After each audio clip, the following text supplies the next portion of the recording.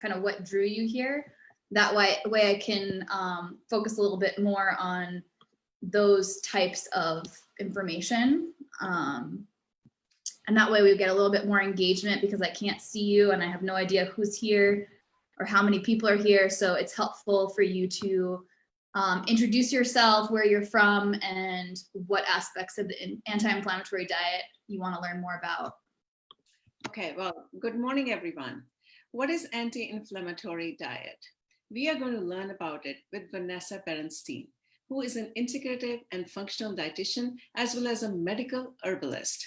Vanessa has a master's in sustainable food systems. She's also a mindfulness-based eating instructor. Vanessa is level 3 certified in integrative and functional medical nutrition therapy. I am Amita from NourishDoc, a global platform for natural and holistic therapies. I am pleased to introduce all of you to Vanessa Bernstein. Welcome, Vanessa. Thank you so much. And thank you guys who are here. I am really happy to finally be doing this. I've been studying the anti-inflammatory diet, Mediterranean diet, and also different food ways of indigenous peoples that have the highest longevity. So you may have heard of the Blue Zones, which is a book about different populations that are the longest living and what about their diets and lifestyles make them live longer. So I incorporated all of that research in addition to my experience on organic farms and also experience with herbalism and wild foods, which have so much more nutrition and antioxidants and really support the overall system with nourishment, but also reducing inflammation. And so now we'll get to the next slide, which is about inflammation and what it is. So our body creates a normal process in response to, for example, in this photo, you can see somebody has a splinter and you get this slew of immune chemicals that are inflammatory chemicals that surge into the bloodstream. And that's a normal process that allows our body to heal and protect us. But over time, people tend to get more chronic stress. So as people get more exposure to toxins, trauma, illness, or other like physical factors, and even stress. Stress is a huge one. Chronic stress and the stress hormones that are released can also increase inflammation. It can happen anywhere in the body. And that typically leads to a lot of other medical conditions. So that's next slide. Oh, we missed one. Oh yes, no, this is it, sorry. I added a new photo, so I didn't recognize it. But basically this is something that happens at the core of a lot of different diseases. Most of the leading causes of death are actually inflammatory at their root. So anything from cardiovascular disease to metabolic syndrome to autoimmune conditions can benefit from an anti-inflammatory approach. And one thing I will say is that while this diet and lifestyle, all these suggestions are pretty general and based on research and information that is, you know, applicable to most people, but of course, what is inflammatory to one person can be anti-inflammatory to another and vice versa. So a great example of this is corn or soy. You know, for some people, it can actually be inflammatory, but for other people, it can be anti-inflammatory. So, you know, we can't really pigeonhole one herb or one food as good for everyone. And so it is a very individual approach, but what I'll be giving you guys today is kind of like the basics and, you know, general skeleton of how to reduce inflammation in your lifestyle. And as you get more in tune with your body and figuring out what foods you do well with, you're going to be the best judge of what is anti-inflammatory for you. So food is medicine, and it has been in many cultures around the world. And there are foods that, you know, basically with each bite of food, you're telling your body what to turn on in terms of your genetic code. So you can be turning on the genes to anti-inflammatory compounds, or you could be exacerbating inflammation with each bite of food. So you are talking to your genes and telling your body what to produce by each bite of food, which is really interesting. And Mark Hyman, who's a functional medicine doctor, talks a lot about this. And when he said that with each bite of food, you're talking to your genetic code, it really made me think a lot about how foods impact me on that genetic level, in addition to all the other levels. And how phytochemicals and antioxidants, which are basically, phytochemicals are plant compounds, and they have these protective qualities that protect our cells as well. And then antioxidants that prevent oxidation, and oxidation is associated with certain cancers and, you know, other types of inflammation that are harmful to the body. So if we can, you know, add more of these, we will be able to increase our energy levels and get the nutrients that we need to be able to detoxify and sleep and have optimal memory and brain function. Next slide. Thanks. So one thing that we all know because of, you know, all the fad diets, if you guys are here, you're probably listening to the news and reading things about nutrition. And we hear constantly that carbs are bad. And it's really more about the types of carbs and also the timing of how you're eating. So balancing meals is really important. And you can see on the left, this is just kind of like a sample of the anti-inflammatory plate that I created, which has less than a quarter of your plate as carbohydrates. So thinking about adding more fat, because fat actually slows the absorption of carbohydrates. And if you take anything away from this presentation, it's that carbs alone will spike your blood sugar even if they have fiber. So carbohydrates aren't just simple sugars, which we'll show in the next slide, but will also be things like beans and legumes, which have carbs, dairy has carbs, and fruit, of course, and peas and potatoes, winter squash, all these like starchy vegetables, corn, sweet potato, those all contain carbs. So it's really important to count those as part of your total carbohydrate for the meal and for the day, because at the end of the day, it all gets broken down into glucose and will raise your blood sugar levels. However, some will spike your blood sugar more than others. And the way that you balance your meals with monitoring that amount of carbohydrates will help with your energy levels. I hear time and time again, every patient that I've had that does this with balancing their meals, they notice a huge difference in their energy levels. So if you eat something like a donut in the morning and only a donut, it has some fat, but it has a lot of carbohydrates and it's quickly absorbed because it's a simple carb. And then you will immediately be hungry in an hour or 2 hours. Whereas if you eat something like eggs with some sort of fat that you cook it into and some vegetables or some other complex carbohydrate, just do that test and see how you physically feel and how your energy levels are and how your digestion is throughout the day.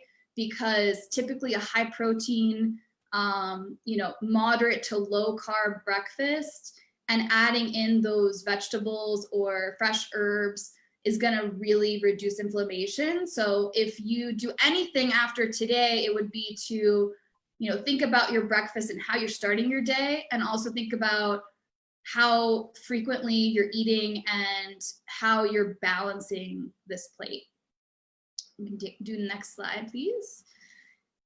So I just mentioned these are some examples of simple carbs, and most of you know sweets, you know, are cookies, cakes, candies, things like that. But a lot of people don't realize that fruit juice and even certain smoothies that are high in sugar, that have higher sweet, like sweet fruits like banana, that are blended, that can also absorb pretty quickly and be similar to a simple carb, even if it has some fiber.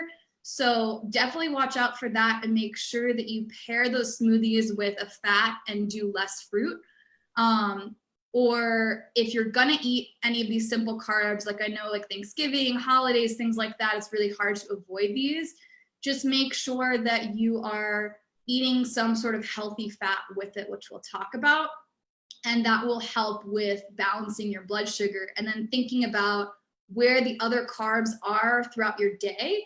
And maybe if you're gonna have like, you know, some sort of pie or something, or you wanna like splurge and eat that mindfully and enjoy it, think about the other carbs throughout your day and in that same meal, and making sure to have enough protein and vegetables that will help with the balance. Next slide, please. So these again are other examples of complex carbs, which have more fiber and more nutrition, but they still have to be counted towards that total of your carbs for the meal and for the day. Next slide, please.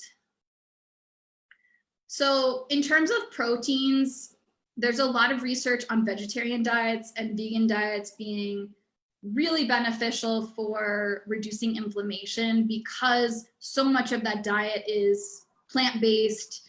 And you know, we don't really know the methods necessarily of what types of vegan or vegetarian diets, but most of the ones that I've looked at have been pretty heavy in vegetables.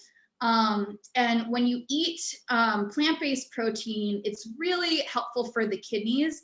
If you have digestive issues, sometimes plant-based protein can be really difficult to digest. So this is where it becomes very individualized, where most healthy people do really well with integrating more plant protein. And some people have like autoimmune conditions or digestive disorders might do better with more of the high quality sustainable meat sources like wild caught fish or pasture raised poultry, or looking for terms like 100% grass-fed or grass-fed and finished.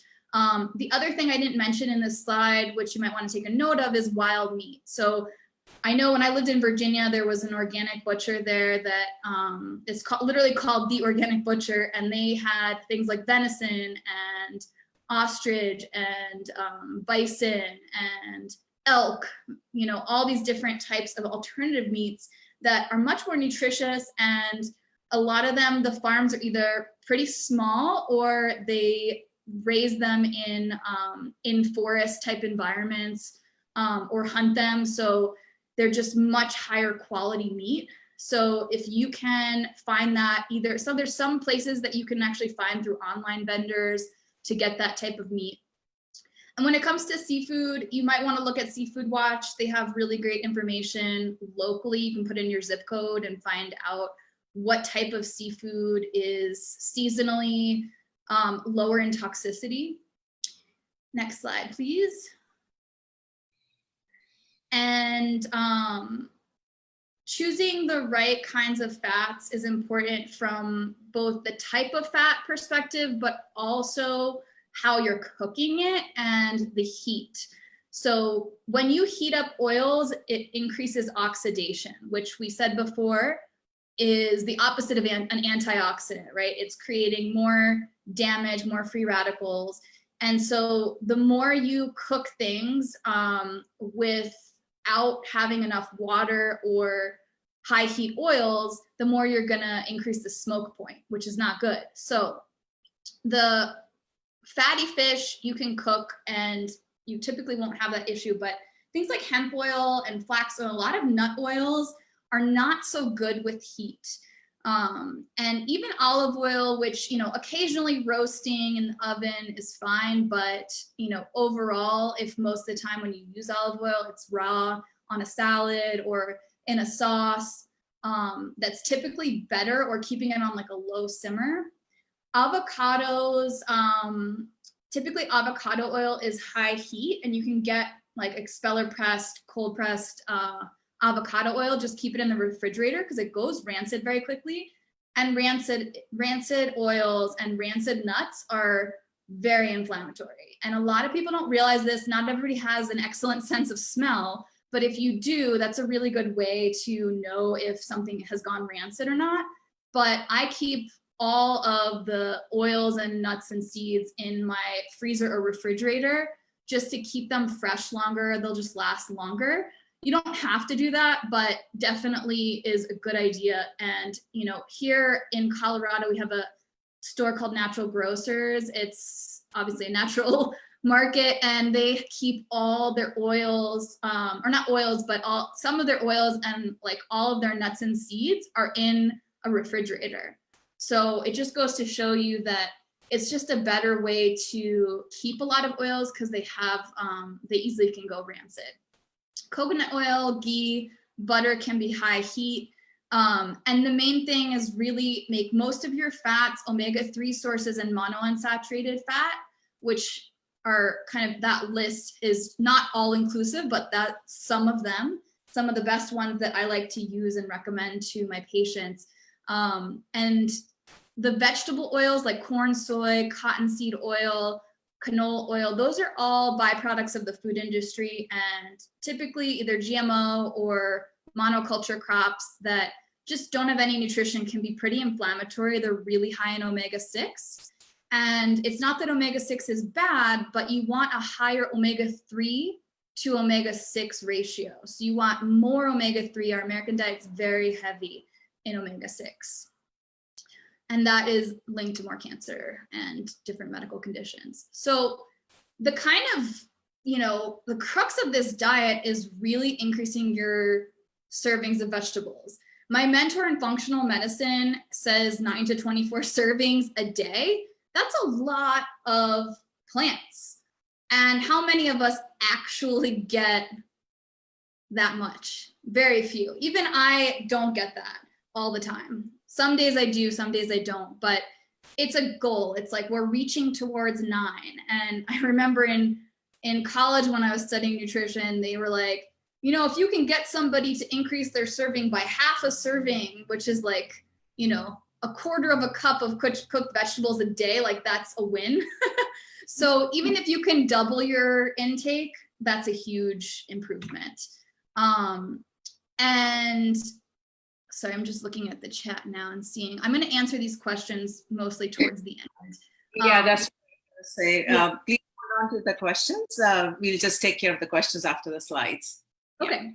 So, so basically the idea is, how can you increase your vegetable intake? If you want to put in the chat how many servings of vegetables you get a day, that would be helpful just to get an idea of what people are getting. Because, you know, doing at least 7 is great, but even if you're starting out with 2 or 3, just increasing through doing things like herb sauces is a really great way to get a ton of anti-inflammatory properties in a really small volume. And you can use that throughout the week. Making more soups and stews. It's starting to get colder, so now is a great time to start making vegetable-based stews or stir fries, and making smoothies and green drinks and things like that. That's a good way to get a lot of vegetables in a small volume. And we have a recipe that's for a green super drink that will be you know, in some of the other classes that we're teaching. And there's also some of those recipes on my blog, so you can check those out. And then the idea is also more wild foods and weeds. A lot of the common weeds in our yards are actually really medicinal and tonic herbs that help with things that you can like throw in your salads. And so we'll talk about those in our anti-inflammatory herbs and teas classes. But if you have access to forests and, you know, wild areas, and you take classes locally about those things that are in your yard, that's a really great way. If that's out of your wheelhouse, just starting with like culinary herbs is a really great way to add more anti-inflammatory compounds. And then this little green paragraph is some of the foods that have been researched to be the most anti-inflammatory. The brassica family and the garlic family is very anti-inflammatory and helps with the liver detoxification process. So all of these fruits and vegetables pretty much are anti-inflammatory, and they all help with that phase 1 and phase 2 of medical liver detoxification. So I'm not talking about like juice fasts and, you know, these other fad diets. I'm talking about specifically actually eliminating waste and toxins from the body through the liver. We need nutrition. We need antioxidants and phytochemicals to do that. And where do we get those? Fruits and vegetables. So probably preaching to the choir at this point, everybody knows how important they are. But the next slide talks about bitter vegetables, which a lot of people don't know about. They've kind of been lost from our culture because the American diet is salt, sugar, and fat pretty much, and there's not much bitter, so we've kind of like lost our taste for bitter. As an herbalist and someone who's been studying nutrition for over 12 years, you know, I have tried all sorts of bitter things, so I have a high tolerance, and my taste buds are seasoned to it, but for many people, this is really hard to do. So typically, if you're not used to bitter foods, I typically say arugula is one that a lot of people like. Radishes is one that's easy to incorporate, or asparagus, because those are so common. But also anything bitter, any vegetable that is naturally bitter that you taste is going to be beneficial in this category. And what it does is it helps stimulate the digestive juices from the pancreas and bile from the liver that's coming out of the gallbladder, and it helps with supporting liver detoxification and also with our digestive process and stool production and everything. So it will also be antimicrobial.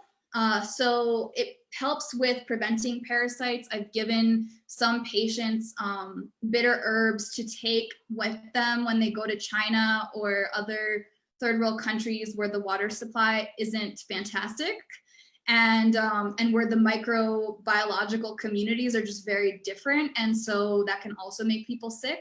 So having bitter vegetables at each meal is really important, and if you can't do that, having some sort of bitters is very common. There's a whole slew of different types of alcoholic bitters that are made that were served like before each meal or after each meal to help with digestion. So this is a tradition that we really need to bring back to help with our digestion.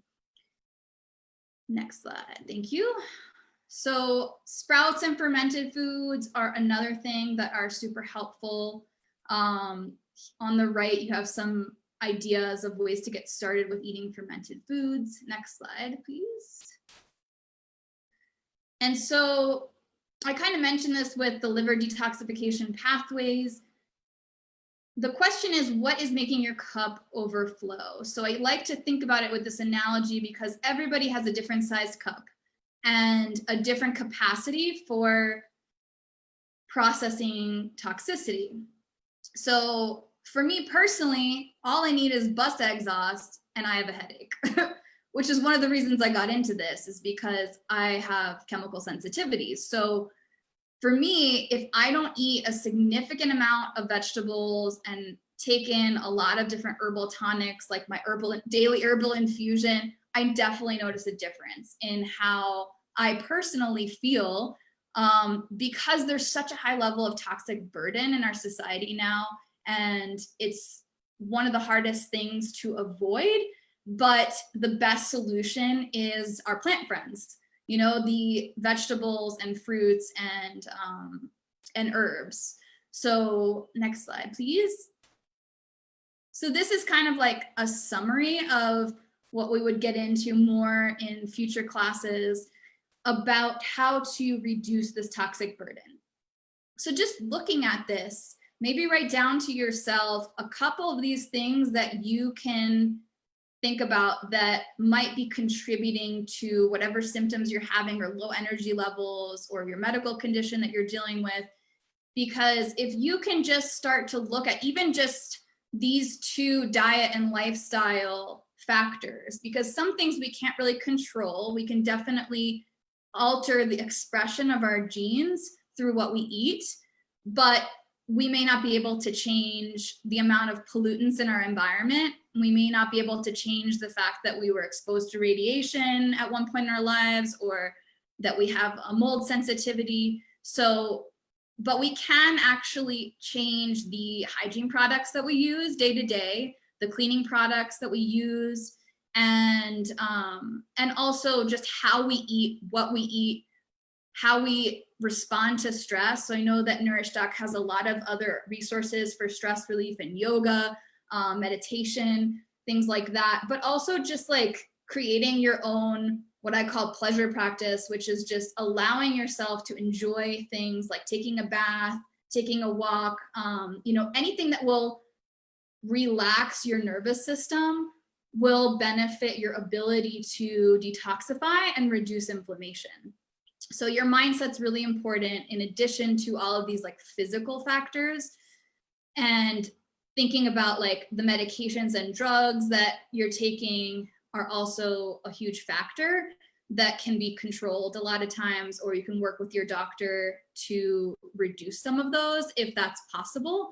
And the other thing is when, like it says, soil depletion, so choosing more organic foods or biodynamic products, those are going to have a lot more nutrition, wild foods, things like that.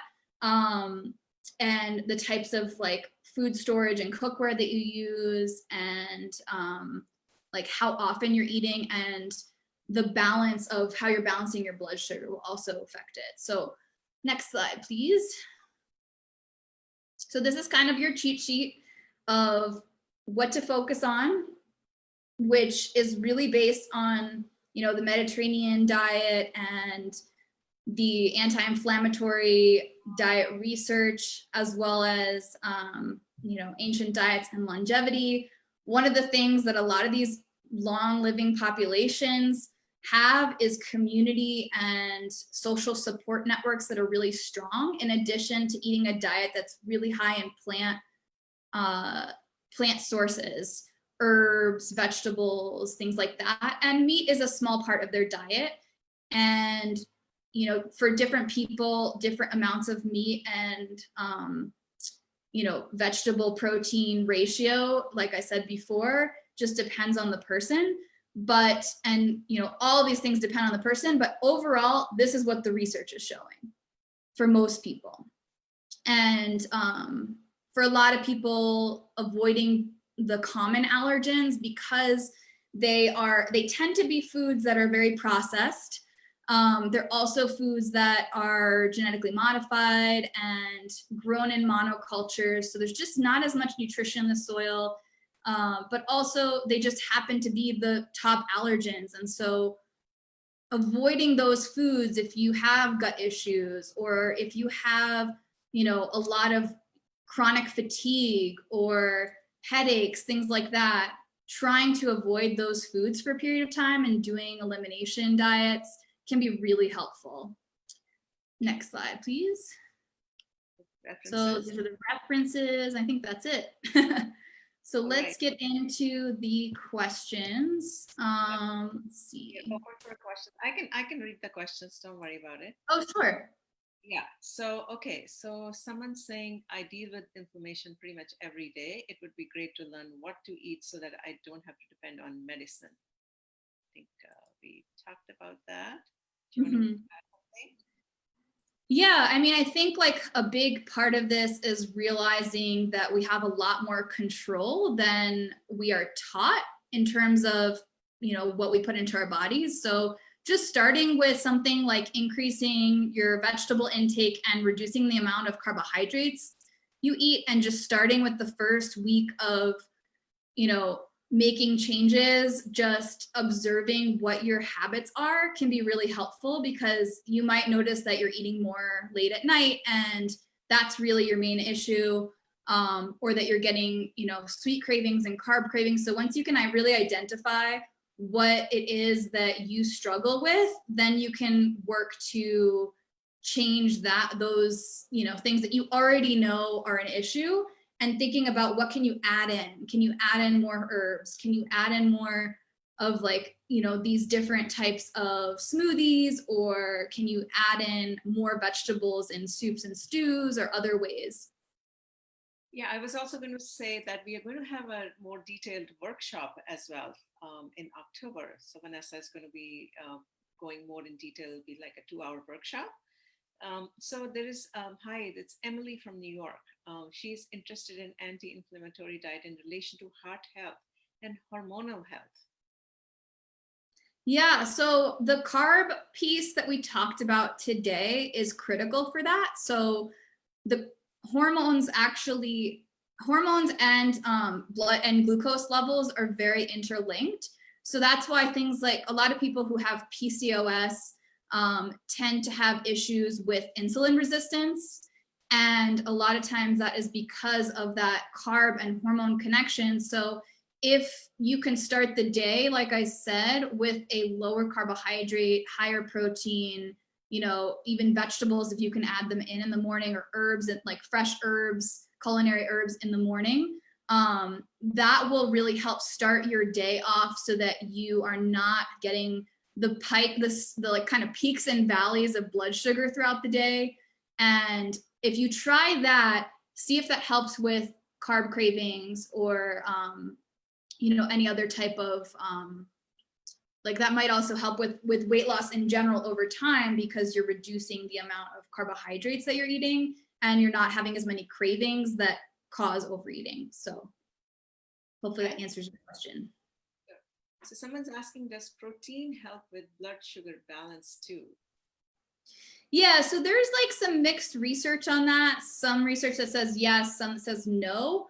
From what I've read, it seems that it does. And that even more so, it's the fat that helps with balancing blood sugar, but it's good to have all three, the carb, fat, and protein, because they're all the three main macronutrients, and making sure that you have that right ratio that we talked about, which definitely can be, some people need higher amounts of carbohydrates. That's why I said like roughly a quarter of your plate. And also different carbs have different volumes. So, some can be like 15 grams of carbohydrates can be a cup of squash, whereas it can be a quarter cup or like an ounce of dried fruit. So it's a little tricky with that, but the protein, getting back to the protein, adding that in is definitely helpful for blood sugar balance, but it's also about like the overall combination of those three macronutrients. Okay, someone's asking, what about grape seed oil? I thought I saw it in a slide. Yeah, I mentioned it in the slide, and that is kind of, I've been hearing like mixed things. It used to be like one of the greatest ones. It's a mono-unsaturated, and I think it has some omega-6. So I think overall, if you're using it in your cooking, maybe not every day, but every other day or a few times a week, that should be fine. And it is a higher heat oil, so it is a good one to cook with. But typically I recommend cooking more with like avocado oil or ghee or coconut oil for high heat. Those are typically the best ones that I like. Okay. Someone's asking, how do you do an elimination diet? Oh, well, you'll have to stick around for our future courses. If you wanted to do it tomorrow, you could look up, there's a lot of information through the Whole30 plan, which is pretty good.